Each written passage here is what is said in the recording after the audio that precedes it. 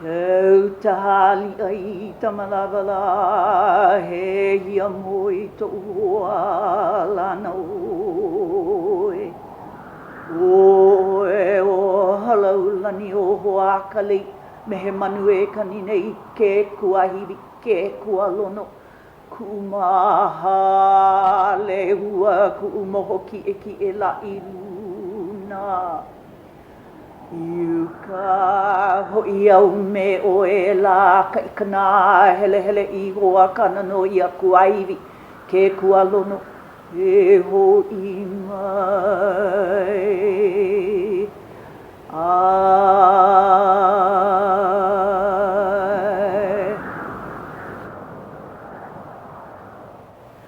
Keahualaka is one of the places established by Laka for learning Hula. And Kapola Kina'u and a little sister named Li'i established a temple on Ni'ihau, then went over to Kauai, established that one, and then went over to Molokai, and there's a big temple there, big in the sense of power, not big in the sense of enormous physical thing. Keahualaka is one of the few used places from antiquity.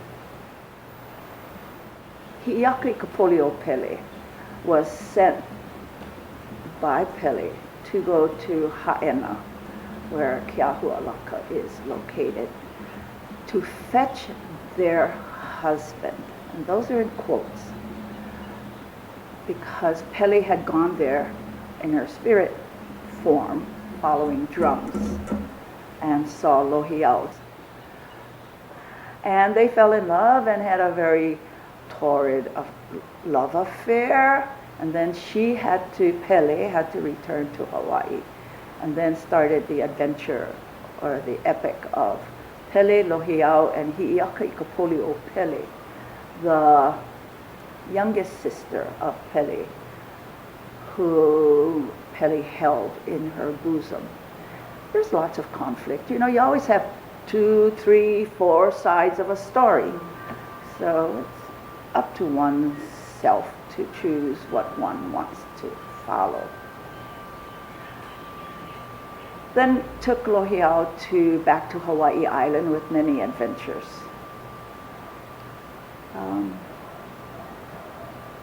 But Lohiau learned drumming and dancing at Keahualaka.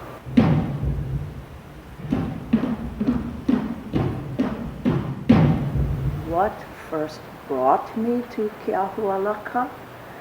Actually, we moved back from living abroad after 5 or 6 years in the Middle East and Amsterdam. So I was very thirsty to know about my culture, to be re-immersed. We did not move to Kauai first. We moved to Hawaii Island, Hilo, and I enrolled in French and Hawaiian language classes. Then, in that short span there, our girls were going to school in Hilo. Jim got transferred to Kauai. The girls and I stayed on Hawaii until school was over.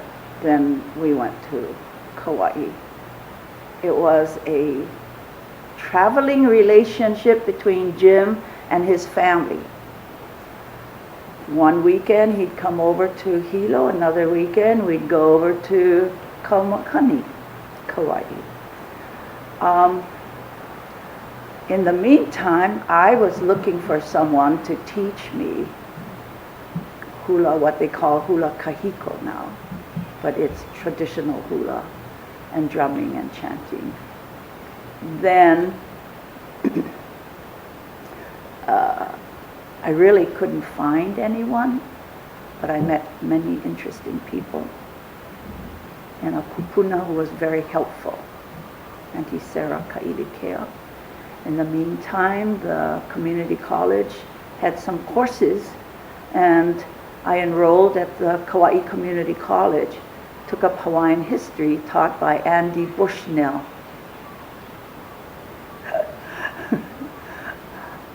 I enjoyed the course, and Andy had a excursion for us.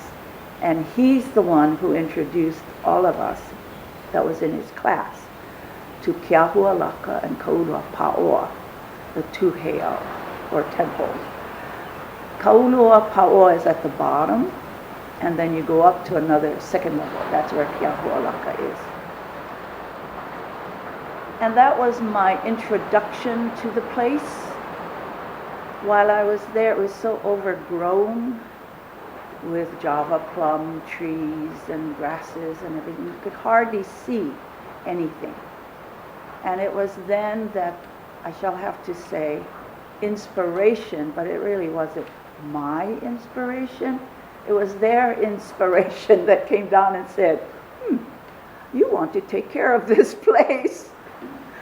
So that started me on my own adventure of following protocol, Hawaiian protocol, asking the proper people. And well, first of all, I had to go home and let my parents know what was in my mind, my body, and my soul.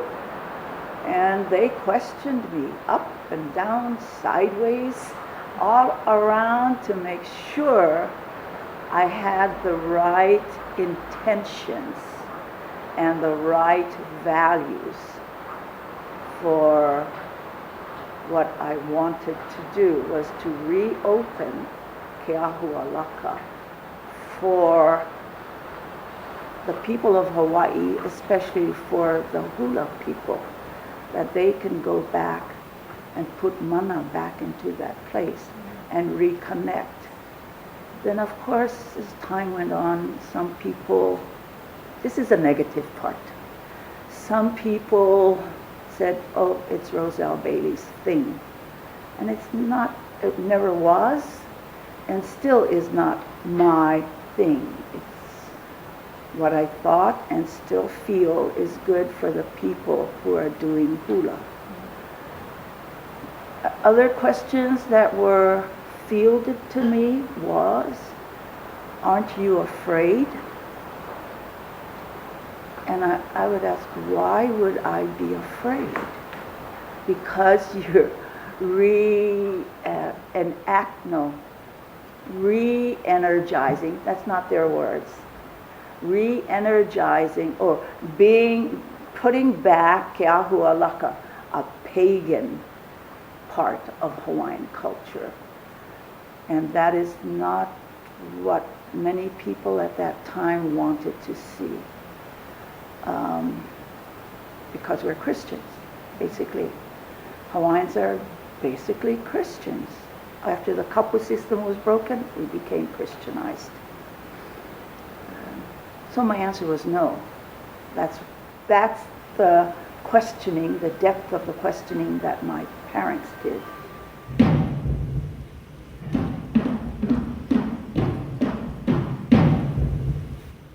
Oh, and in the meantime,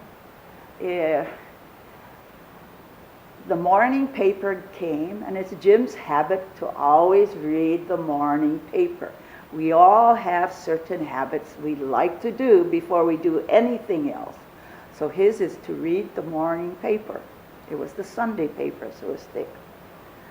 And we're in bed, and he's reading, and I'm reading something, I'm not sure what. And then he hid the paper from me. And I said, where's the paper? Or the front section? He said, I don't know. Yes, you know. Then he dragged it out and gave it to me. And then he said, look on page such and such. I don't remember the page. I opened it up. And there was an interview of Auntie Kauai Zudameister, whom I had seen and met, even years back, when the Hawaiian music had their first conference with Dr. Kanahele, Makaha's sons. They were just teenagers, and I think Eddie Kamai, anyway, yes, Eddie Kamai, and Auntie Kauai drummed for her granddaughter to dance. And I was so mesmerized, I think is one word, but taken back as though I had seen that before someplace. And I really don't know if I saw it until many years later. I talked with Mom and Dad about it, and they said, oh, yes, somebody, they gave a name, and I don't remember the name, who lived at Mala in Lahaina, did the same type of dancing. So somewhere in my childhood, this imprint stayed. And Auntie Kauai was opening classes up for chanting, drumming, and dancing, kahiko, in Kaneohe. And Jim knew I wanted to learn from her. That's why he hid the paper.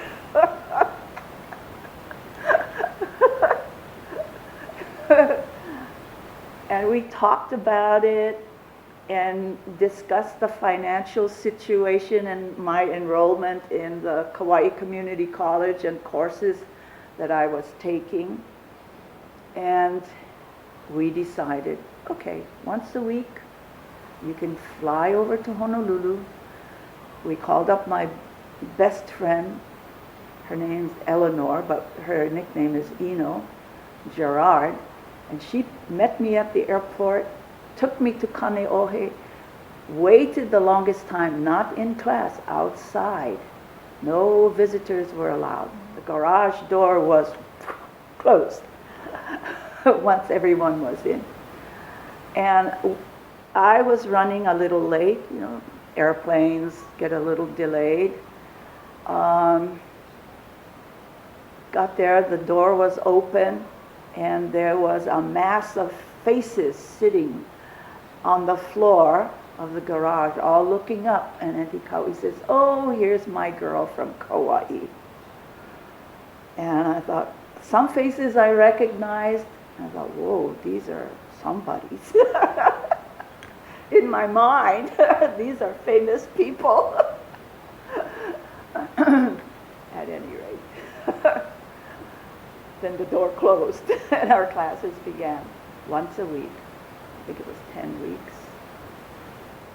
We would stay over into the wee morning, as in the song Kanayo, to talk with family, discuss things, then have a quick sleep with Eno at her place.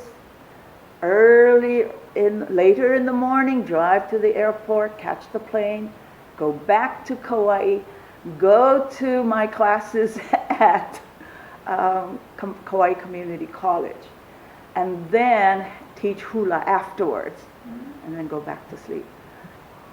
That's how it went. And for me, it was a struggle and a sacrifice. And if one wants something badly, one struggles and makes the sacrifice to do what one really wants. And that's what we did, and we did it for 2 years.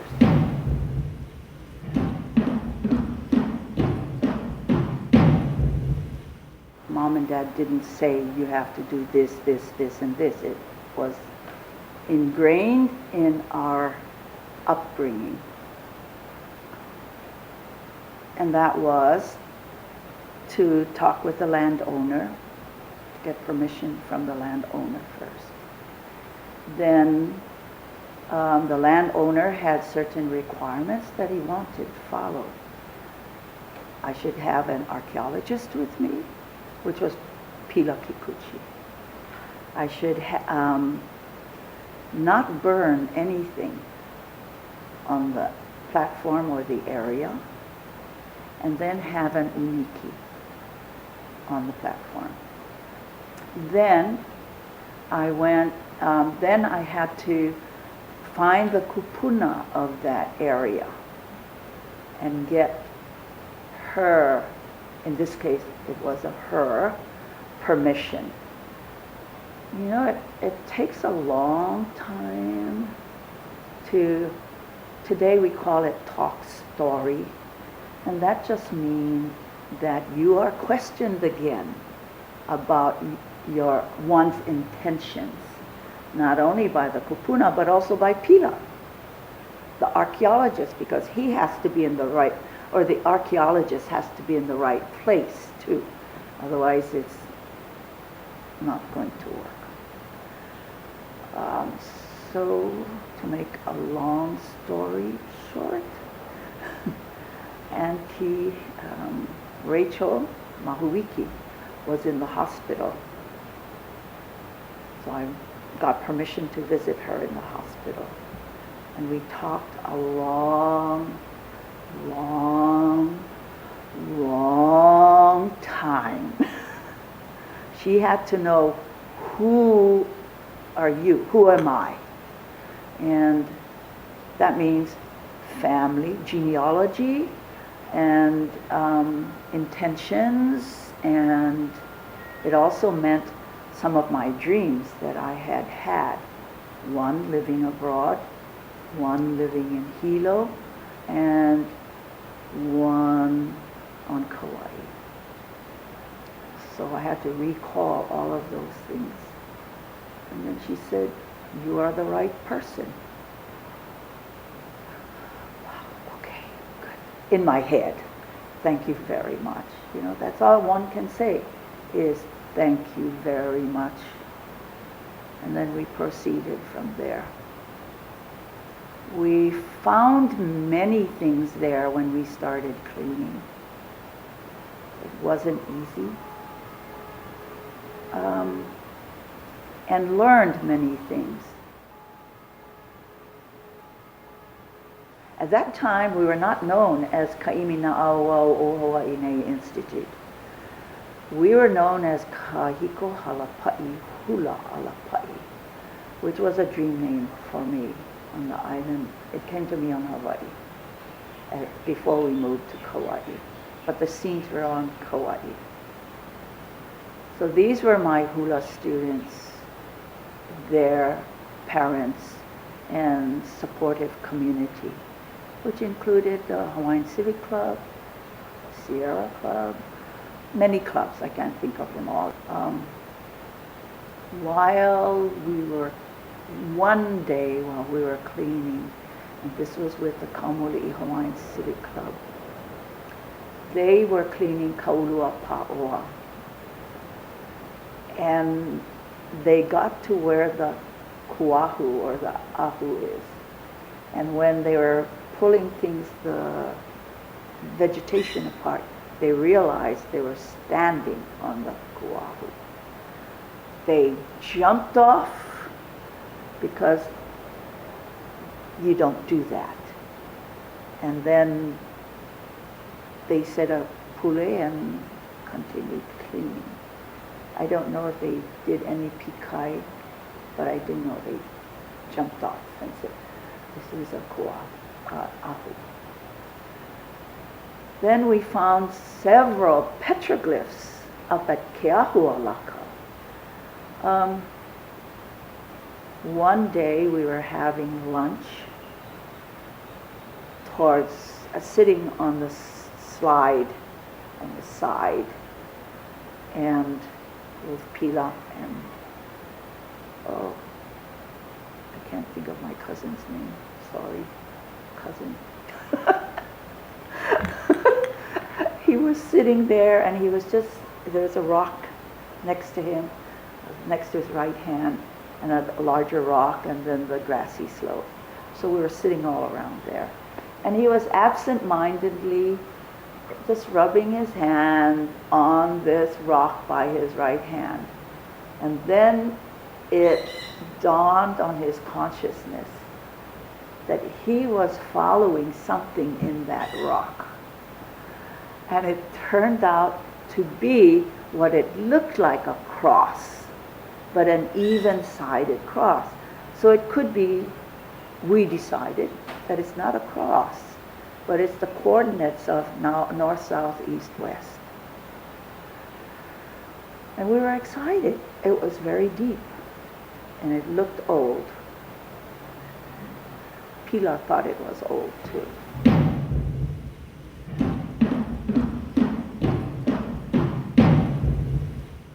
As Keahualaka became more prominent in the public world and in the world itself, there was misuse of the place for its intended purpose. And we had to take care of those things. Some people used it as a wishing well. Some people took the stones and wrapped them up in the stones from the temple itself and wrapped them up in tea leaves or stacked them up, I'm not sure why, as a gift, but that's not a gift. That's stealing from the house. And you're giving it as a gift? No. A gift or a ho'okupu or mohai comes from an individual person, from where they come from, not from the house. That's stealing. And anyway. And we even found bird bones, human ashes, monetary contributions of a penny, as I say, wishing well, and little notes that expressed what they wanted. And we had to clean all of it. And that's what we did. And then as we got rid of the alien plants, started to come down to the grasses. Then it came up to the kavelu grass, kavelu grass. And then we started finding the native Hawaiian plants popping up. So it's similar to how the treatment of Hawaiians are today to the plants. You know, the plants get pushed down, disappear. The Hawaiians get pushed down and to the back in the shadows. That's not right. So anyway, we should be back up. So then a mamaki tree came up, pauo hi'iaka, koko'olau, and then there were canna plants came up. And I know why there are canna plants that came up, because they used the canna seeds for the uli. Those are introduced seeds and plants. Before that it was little ili. But we pulled the cannas out. Cannas are quite invasive. They spread, the rhizomes move out. Some people, I think, missed seeing the canna up there. Others no. Hina came up. It was so beautiful to see all these natives coming up, showing their glory. And we had to train especially our youth, on recognizing native plants and invasive plants. And our poor mamaki tree, this one little boy didn't recognize it as a mamaki, and he started cutting it down. But okay, it's a mistake of youth not recognizing it. But others said, oh no, don't do that. So that was good too. The older ones recognized it. Anyway, it was good.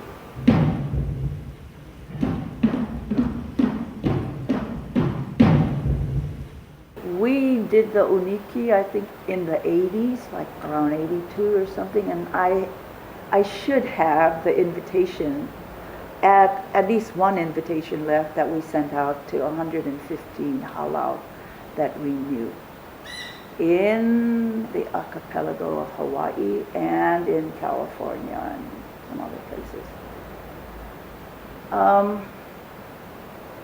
Probably around 6 years after we started cleaning that we had the first, and we didn't call it an umiki because we didn't know what other halal procedures were, and the proverb that not all knowledge is found in one halal. So I accepted that proverb and let them do those. Wait, let me backtrack. 115 invitations went out. Of the 115, 15 replied.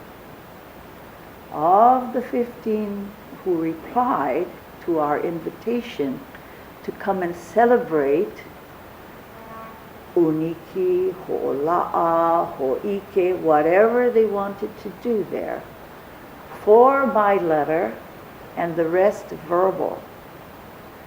And some were afraid on the verbal, turning it down because it's kapu to go back to the old ways, and it was very, very interesting, the various replies. George Naope was the strongest supporter, I'll say, of us. He brought his whole halal, made arrangements to stay at one of the hotels at Princeville. Patty Wright, and Patty said, I'm not qualified. She did not go up to participate but observed. Who else? Lani Kalama, Puloelo Park. Oh, my other cousin, Hualani, she had been married to Brant. She came with her halal, Kia, anyway, from Hawaii Island. It was really wonderful, but George's Halal did a program at the hotel the night before, and the skies were dark and heavy, and then auao came crashing through the window onto the stage, and everyone was ha'alulu, that means afraid. There was thunder and lightning and doubt in George's people's minds. Are we doing the right thing? I don't think we should do anything. And another doubt. Anybody of the women have your ma'i, your menstrual period? That's a no-no. So, all of these doubts are going through their minds. They finished the show. The next day, they weren't so sure to go, and not everybody. And all you need is one person to be afraid, and there's panic. Got on the bus, went to Mr. Allerton's beach house at Ha'ema, and I had to do some fast talking. The clouds were still hanging very low. It's the Popoloua clouds and rumbling. I had to explain away the bird. It's not an iwa. It's auao, and they get blinded, or they think it's the ocean they're landing on with the lights shining onto the stage or the glass, and they're a fishing bird. They live on the land. I had to pull all this knowledge out and explain to them of this bird, and then tell the story of Hi'iaka and Pele and Lohiau, and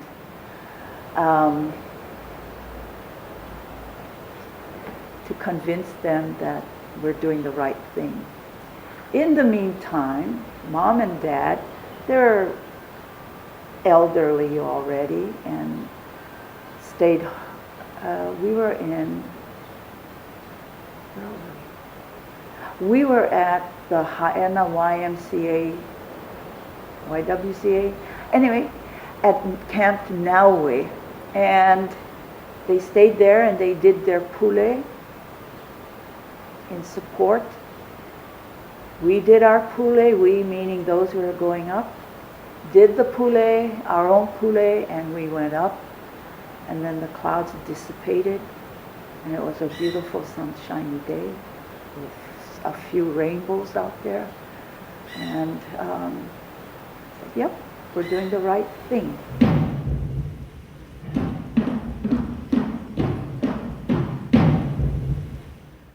As Halau Hula expand to many nations, so these different nations who are learning from different kumu of different halau, one of their aspirations is to attend or be at Keahualaka. And I feel this is good because Laka means to tame your ego. And you can't have ego there. That's not what Hula is about. Ego is not love. Ego can turn to other things such as jealousy, covet. The destructive parts of human nature. So, yes, maybe some people are not happy to have all of these strangers, but are they strangers? No, they're not. They're learning things of value that our ancestors taught us. And if we, and when we continue to expand those values into the world, we can be more understanding and can move forward with it. At this last huaka'i I spoke about with international people, they all expressed the desire to help clean Keahualaka. And I think that expression needs to be fulfilled because people need to get their hands in the dirt and feel it and smell the earth and what is around it. Then they become one with the elements and spiritual humanity. Opening this up for our people and bringing honor and respect for the place, for the ancestors, and for those who are doing it now and those to come, so that it'll always live. The values that are learned and taught through Hula will always live, and that the people can go back to some place that this old cultural practice was done to get in touch with their spiritual aspect of themselves and their ancestors.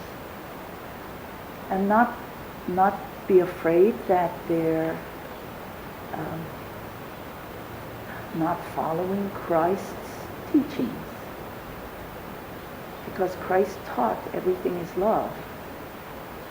And if it's love, then how can we fear love?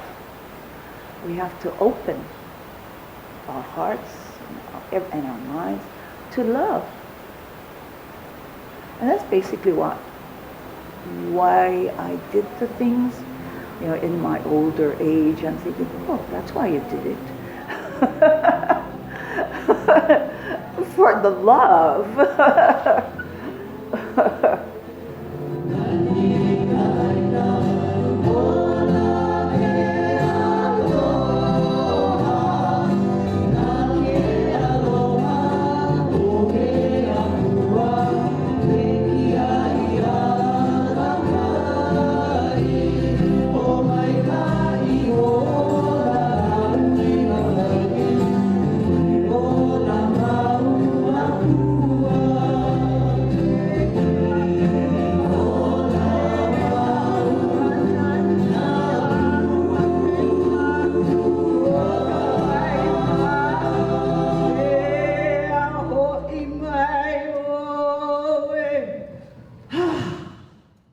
the outside of Hawaii wants hula. And so we give our traditional knowledge. Now, why is the outside looking inside to us? Because they're spiritually undernourished. The citizens of the United States of America at this point are being bombarded with fear, apprehensions, with distrust, isolationism. They are confused or don't know who they are. And people have forgotten how to be with each other. That's very important. How to be with one another and to understand each other's plight and take care of each other. And they need, in today's society, it's especially true, they need to have a foundation under them upon which they can stand. We're all people of the same planet. Only thing, we're different colors, different ethnicity, but we all have the same kind of blood running through us and flesh and organs. And what is our responsibility as individuals today living in Hawaii to bring about change? Hula has really been at the core of our life. You know, the values and the music, the love for the poetry and everything. It's become a grounding force in our life. We're all here as visitors, and as long as we recognize each other and respect and meet, present, and listen to one another and offer the other encouragement, it's okay.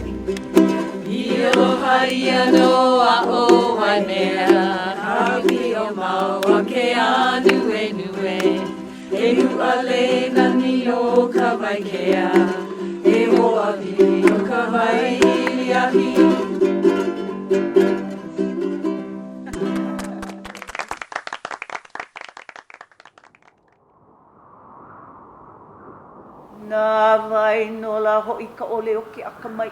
He ala nui no ua maai ka hele ia mai o upupuna ka hiko mai. No e alia he ahua le noi. Ai